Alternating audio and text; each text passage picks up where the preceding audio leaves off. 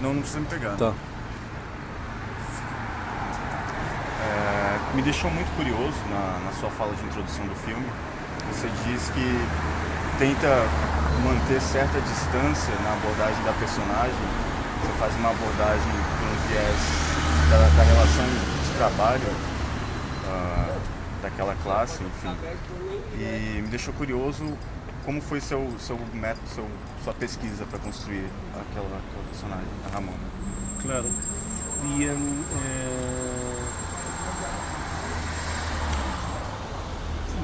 Voy a contar un poco lo que conté el otro día en la presentación.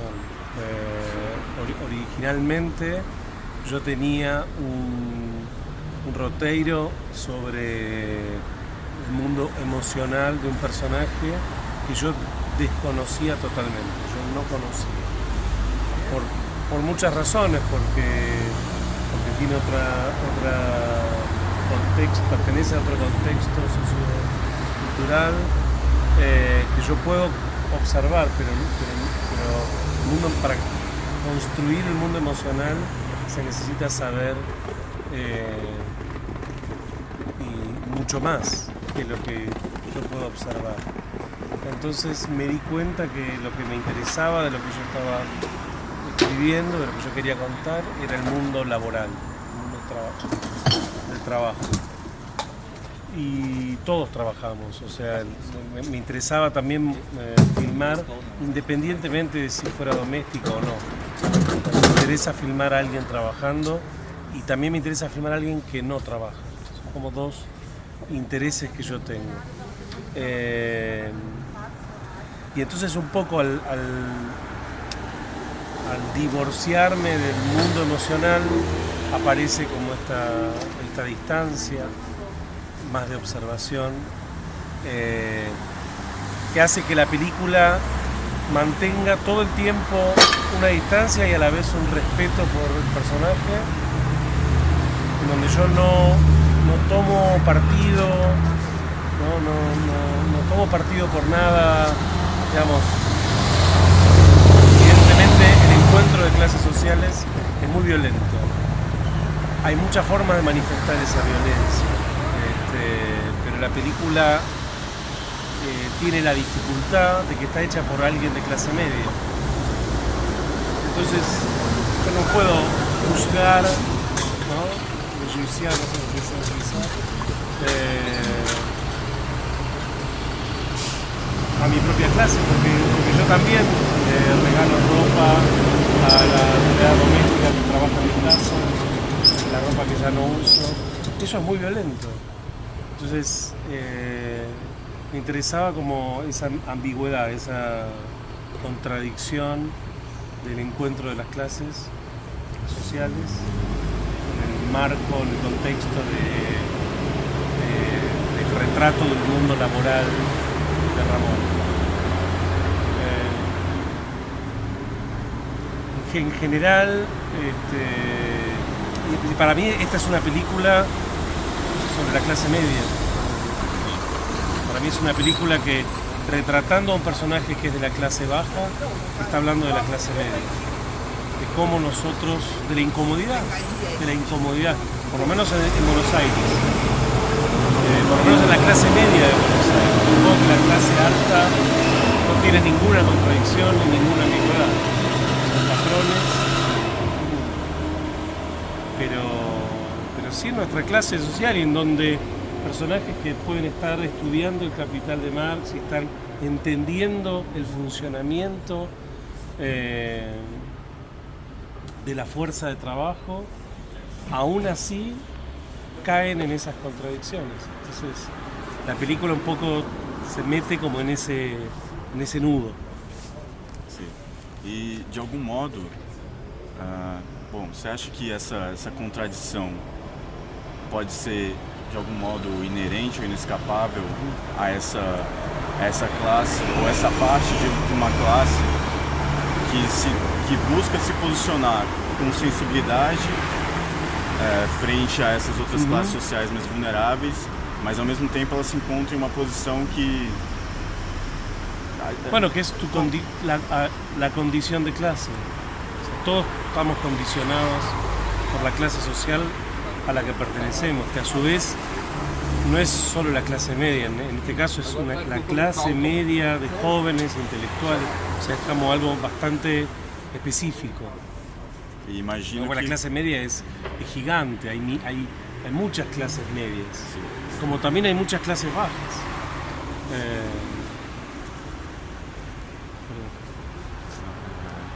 Bom, imagino que,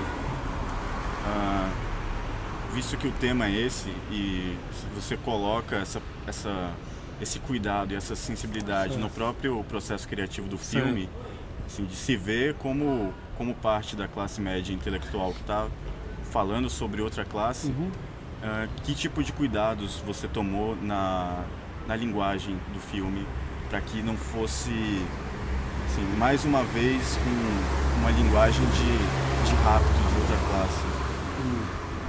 Y en principio la película, tal vez de un modo pudoroso o silencioso, es un manifiesto contra un tipo de cine que en Latinoamérica se hace mucho, que es el cine más miserabilista, ¿no? Como el cine que hace usufructo de la miseria y de la pobreza. Entonces, creo que yo acá encontré un modo posible de representación de eso sin caer en el uso, en la utilización de la realidad de los personajes. Entonces, básicamente es eso. Después, obviamente, formalmente hay elementos que tienen que ver más con la observación poética también, cierta deriva, una deriva que de pronto la cámara se va. Bueno, eso es como una dimensión más poética de la película.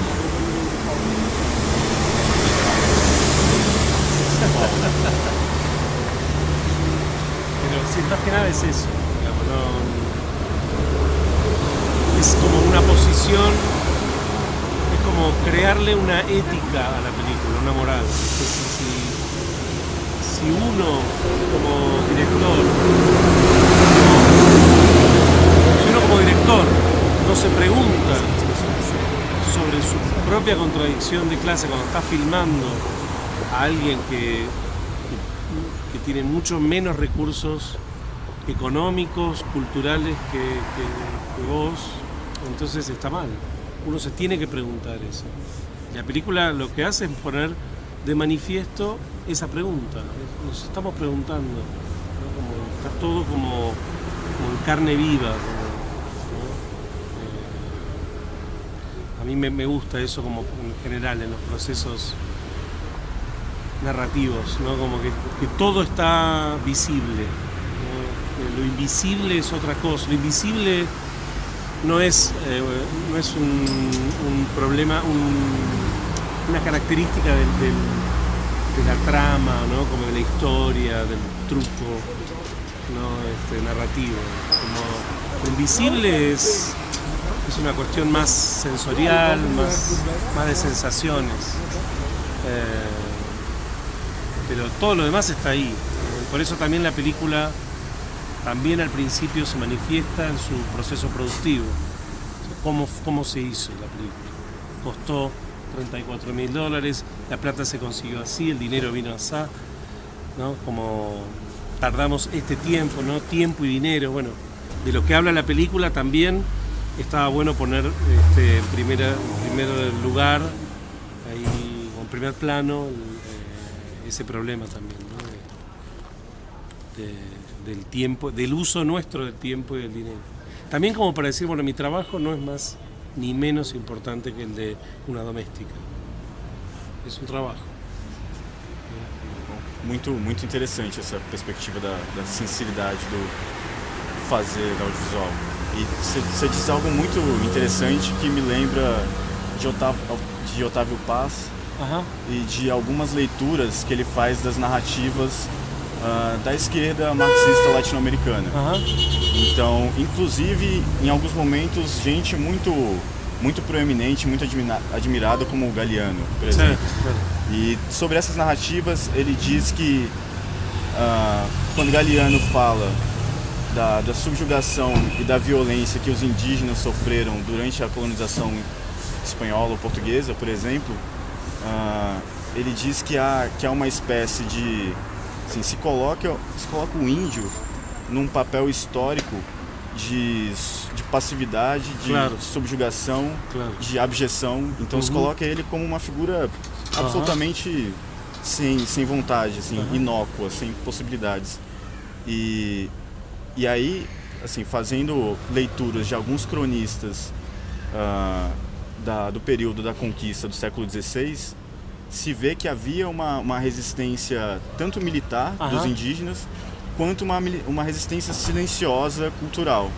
Então, alguns mitos que se criaram sobre os indígenas, por exemplo, quando se diz que os indígenas eram preguiçosos, na verdade, talvez aquilo, segundo essa leitura, por exemplo, poderia ser um modo de negação, uma negação lúdica daquela imposição que estava sendo feita.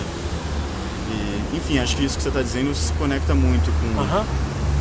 Está bueno. Sí. Había un profesor que yo tuve, catalán, anarquista, que decía que el libro de Galiano no tenía que llamarse, creo que en portugués es As Veias Abertas da América Latina. As Pernas Abertas da América Latina. Sim, muito bom. E você ainda tem tempo? Tá tranquilo? Tô bom. Sim. Queria que você contasse como você vê esse filme dentro da produção argentina recente, assim, que lugar ele tem, como se ele dialoga com outras coisas, se essa temática e esse tipo de linguagem é recorrente. Y eso es difícil para mí decirlo, porque yo creo que en general esta película, como te decía antes, es una respuesta también a mucho otro cine argentino también, donde, no sé, que hoy vieron en otra sala Elefante Blanco. Elefante Blanco es una película que se filmó con 5 millones de euros en un lugar donde hay extrema pobreza. Es complicado eso, ¿no? Y supuestamente se arroga la voz de los pobres y hay como una especie de espíritu demagógico en ese tipo de cine. Entonces trata de dialogar con eso la película, contra la demagogia.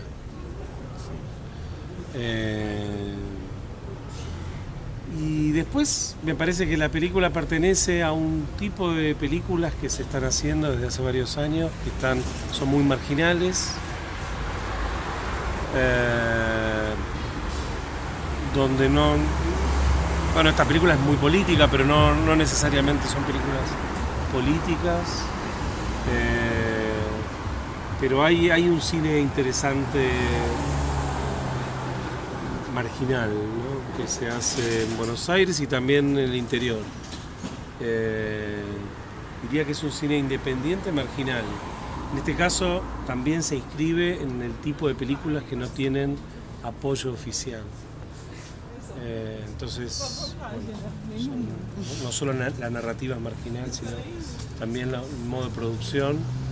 Pero no es tampoco me quiero dar lástima con esto, ¿no? No es que no tengo apoyo. La película tuvo apoyo de otros fondos, de México, de Holanda, y se pudo hacer y le pude pagar a todo el mundo y estuvo todo bien. O sea que es formas alternativas de producción. Y hay muchas películas, hay mucho cine que basa su estética en un posicionamiento sobre la forma de hacer las películas. En un posicionamiento muy firme sobre cómo las películas se pueden hacer mejor. Hay una estandarización de la industria cinematográfica, de la producción, que es tremenda, es tremenda. Y hay un culto al profesional, al profesionalismo. También la idea de mi productora se llama Compañía Amateur, no porque seamos amateurs, aunque tenemos el espíritu amateur, pero es básicamente porque es contra la profesionalización. O sea, la profesionalización mata las ideas, mata la libertad, mata el espíritu libre que un artista, un cineasta tiene que tener para pensar, para filmar, para si un día pinta no filmar, no se filma. Y, digamos, me parece que eso no tiene que ver con lo artesanal, tiene que ver con lo amateur, es distinto. Lo artesanal siempre está más asociado a la carencia de recursos. No hay recursos sin artesanal. Esto no es un cine amateur. ¿Cuántos? 4%. Tenemos batería. Pero sí es eso. O sea, como hay muchos directores, está Alejo Mogillansky, Mariano Ginás, un montón de Matías Piñeiro. Cine bastante cinéfilo también. Un cine que recurre al cine. Foi uma impressão que eu tive sobre essa estética. Eu não sei se você concorda que se pode chamar de ultra realista, não sei. Certo. Mas com Brilhante Mendonça da Filipinas, por exemplo, você... Nunca vi nada de Brilhante Mendonça. Mira, interessante. É bem interessante, né? Essa dilatação do tempo e esse distanciamento ao lidar com personagens frágeis. Tem 2 filmes brasileiros, da produção brasileira recente, que foram para grandes festivais, foram muito bem recebidos pelo público e pela crítica, que de algum modo tocam em pontos muito parecidos com o que você está tocando. Um deles chama Domésticas. No la vi, la quiero ver, no tengo cómo verla. No, hoy me fui a buscarla a varios lugares, no está. Sim. É muito, muito interessante. Sim. E o Som ao Redor, você No la vi, o Som ao Redor, Kleber Mendonça fez. no la vi, de Kleber. Sim.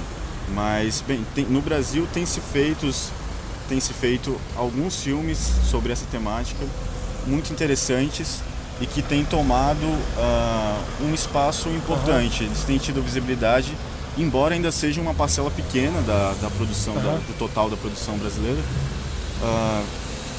Queria que você falasse um pouco, se puder, sobre se você acha, se você vê que é possível, quais seriam as perspectivas para a mudança do cinema latino-americano contra essa pasteurização, essa estandardização que você disse. Falta, se isso claro, se dá por meio de... Yo creo que hay mucha dependencia, sobre todo en el cine independiente, ¿no? O sea, la idea de cine independiente es totalmente falsa. Uno nunca es independiente, uno depende del dinero, uno depende de un montón de cosas. Yo creo que hay mucha dependencia, por un lado, de los festivales,